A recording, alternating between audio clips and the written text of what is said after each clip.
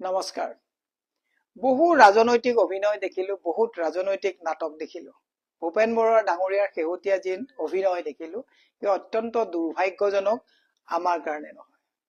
এই লাখ লাখ কৰ্মীয়ে এনেকুৱা অভিনয় কৰা মানুহবিলাকক যেতিয়া সমৰ্থন কৰি আগত গৈ থাকে, তাৰ পিছত যেতিয়া এনেকে চৌঠিঙীয়া কৰিবৰ কাৰণে বহু নাটক আৰু অভিনয় কৰি পেলাই থাকে, তেতিয়া কিমান মানুহক এওঁলোকে বিপদত পেলাই নিজৰ স্বাৰ্থত ৰাজনীতি কৰি থাকে, এইটো কথা অলপ চিন্তা কৰাৰ সময় সমাগত। আজি মই দেখিলো ভূপেন বৰা ডাঙৰীয়া ঘৰত ৰাতিপুৱাৰ পৰা যেন ঘৰত দৰাহে আহিব, একেবাৰে আপোনাৰ ফুলৰ টাব চাপ সজাই এনেকুৱা এটা পৰিৱেশ কৰিলে। আৰু এইমাত্ৰ মই যেতিয়া অলপ আগত গধূলা 8টামান বজাত যেতিয়া মই বেলতলাৰ পৰা আহি থাকিলো, মুখ্যমন্ত্ৰীৰ অভিনয়টো দেখিলো। একদম গাড়ীৰ ওপৰত দেখি একদম ভেটাপাৰাত মানুহক ঘোঁৰা মৰা টাটা বাই বাই দি যেন একেবাৰে ৰাস অভিষেক যেন জয় কৰি গৈছে। কাৰণটো আপোনালোকে বুজি পাওক, এই গোটেই দীৰ্ঘ পৰিকল্পনাত কংগ্ৰেছক নিঃশেষ কৰিবৰ কাৰণে ইনভেষ্টমেন্টৰ যিটো আজি ৰিটাৰ্ণটো তেওঁ লৈ ঘৰলৈ অত্যুৎসাহেৰে গুচি গৈছে। ভূপেন বৰা ডাঙৰীয়া, আপোনাক সন্মান সহকাৰে কালি আমি সকলো গৈছিলো। মই এইটো দলৰ কাকো সোধা নাই, মই নিজাববীয়াকে কৈছো। মই যেতিয়া লোকসভা নিৰ্বাচন খেলিছিলো তেতিয়াৰ পৰা আপোনাক অতি ওচৰৰ পৰা চাইছিলো, তেতিয়াৰ পৰাই দেখিছিলো যে আপোনাৰ ওপৰত হিমন্ত বিশ্ব শৰ্মাৰ বহুত ইনভেষ্টমেন্ট আছে, নাটক বহুত হল।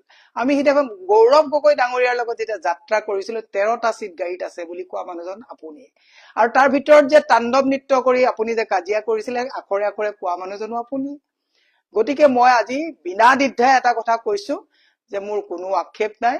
ভূপেন বৰা ডাঙৰীয়াক সৌজন্যতাৰ খাতিৰত আমি মনাবলৈও গৈছিলো, কিন্তু ভূপেন বৰা ডাঙৰীয়াই যিটো ৰাম ঠগন, আপুনি যিবিলাক কথা কৈছে যে মই এইটো সেইটো, অকল নিজৰ সুবিধাৰ কাৰণে আপোনালোকে ৰাজনীতি কৰিছে।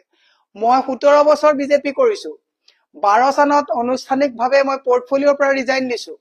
তাৰ পিছত মই কা আন্দোলনৰ সময়ত এই সুদীৰ্ঘ সময়খিনিত 16 চনতো মই যথেষ্ট ঘনিষ্ঠতাৰে কাম কৰাৰ পিছত, তাৰ পিছত মই নিৰাপদ দূৰত্বত থাকি আপোনালোকে জানে যে 21 চনত মই কংগ্ৰেছলৈ আহিছো। দীৰ্ঘ এটা সময় এটা দলত থাকি আন এটা দলত আহিবৰ কাৰণে দীৰ্ঘ সময় মানসিক স্থিতি গোটেইবিলাক লাগিছিলে। যোৱা পৰহিলৈকে যাত্ৰাত থাকি একে ৰাতিতে আপুনি নাটকখন কৰি আজি আপুনি দৰা আদৰ আদি ডাঙৰীয়া অহা দি আপোনাৰ ঘৰত ধূপ ধূনা দি পেলাই আপোনাৰ পত্নীৰ আজি মুখত এনেকুৱা দেখিলো যে ইমান লাখ বিলাসত ভিতৰে ভিতৰে চুপে চুপে থাকাতকে আজি অন্তত খুল্লা আমি ধুনীয়াকে এটা ধুনীয়া লাইফ আমি চলাব পাৰিম। তেওঁলোকৰ ফূৰ্তিত এনেকুৱা হৈছে যেন ঘৰলৈ জোঁৱাইহে আহিছে। এইবিলাক কথাত আপুনি যদি কংগ্ৰেছ ডুবাম বুলি ভাবিছে, কংগ্ৰেছটোৰ যদি কথা আপোনালোকে কৈ পেলাই যদি ভাবিছে মূৰ পুলুকা মাৰিব পাৰিব, আপোনাক আমি নিৰীক্ষণ 1 বছৰৰ পৰা মই লোকসভা নিৰ্বাচনৰ সময়ৰ পৰা চাই আছিলো। হাই পেকেজত আপোনালোকে কাম কৰি আছে, কৰক, আপুনি কি কবলগীয়া আছে কৰক। আপোনাক সিদিনাখন দুজন নিলজ্জ মানুহ অসমৰ মানুহে চাওক, সিদিনাখন গাড়ীত আমি যেতিয়া কথোপকথনত তেখেতে কৈছিলে যে মোক আপোনালোকে পাছফালৰ পৰা সদায় বাহ দি থাকে, আৰু মুখ্যমন্ত্ৰীয়ে কি কৈছিলে, ইছৰাম কব নোৱাৰি, ইমান নিলজ্জ এনেকুৱা কথা। CID এনকুৱাৰী দিলে, CID SP মোৰ ঘৰত আহিছে ইন্টাৰগেশ্যনৰ কাৰণে, আপোনাৰ ঘৰত গৈছে, দেৱব্ৰত শইকীয়া তাত গৈছে, আৰু সেইজন নিলজ্জ মুখ্যমন্ত্ৰীৰ ওচৰত আপুনি শৰণাপন্ন হৈ আপুনি আজি তাৰিখত আপোনাক চৰিত্ৰহীন সজাই অসমৰ মহিলাক অশালীন, মই নাই কৰা আপোনাক অশালীন ব্যৱহাৰ কৰিছে বুলি মই কোৱা নাই, আপুনি এজন চৰিত্ৰহীন মানুহ বুলি মই নাই কোৱা, মুখ্যমন্ত্ৰীয়ে কৈছে। আৰু আজি সেই চৰিত্ৰহীন মানুহজনে, যিজনে আপোনাক চৰিত্ৰহীন বুলি কৈছে, দুপে দ্বীপে আপোনাৰ পৰিয়ালে স্বাগতম জনাইছে, পইচা আমাৰ কম, কিন্তু মোক যদি কোনোবাই চৰিত্ৰহীন বুলি কয়, মোৰ হাজবেণ্ডে কিন্তু ইয়াত যদি সোমাই কোনোবা তাক পিঠি ফালি ঘৰৰ পৰা পঠাই দিলে। ডিফাৰেন্সটো আপোনাৰ আৰু আমাৰ মাজত সিমানটোৱে যে আপোনাৰ আত্মস্বাভিমান নাই, স্বাভিমান নাই, নৈতিকতাৰ প্ৰতি আপোনালোকৰ কোনো দৰদ নাই।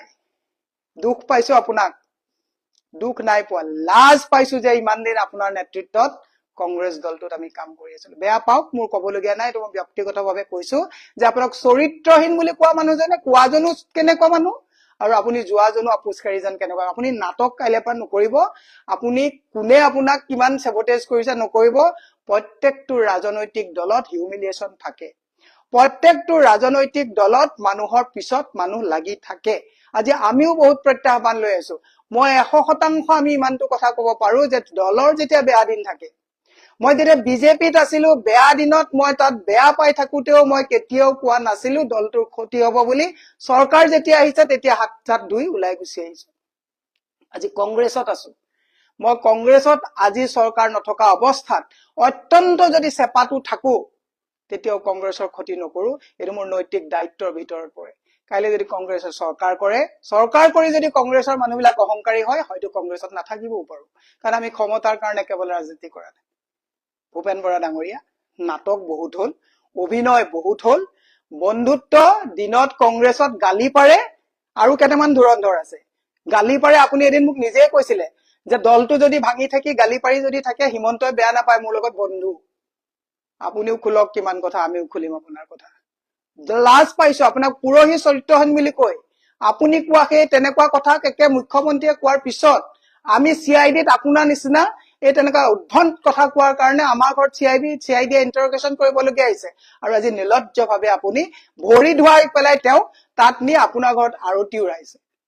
যাওক, অকলে যাওক, তৃণমূলৰ কৰ্মীক লগত নি তাত বাৰান্দাৰ চুকত বহিবলৈ নাযাব। আৰু ভৱেশ কলিতাই আজি কি কথা কৈছে মনত ৰাখিব, যে আপুনি যাওঁতে সেই এজন ধুৰন্ধৰে আন এজন ধুৰন্ধৰকে স্বাগতম জনাইছে। বিজেপি কোনেও কিন্তু আপোনাক স্বাগতম নজনায়, কাৰণ বিজেপিৰ সকলোকে 4 দিন আগত মুখ্যমন্ত্ৰী আপোনাক চৰিত্ৰহীন বুলি কৈ দিছে। এই কথাবিলাক মনত ৰাখিব। ধন্যবাদ।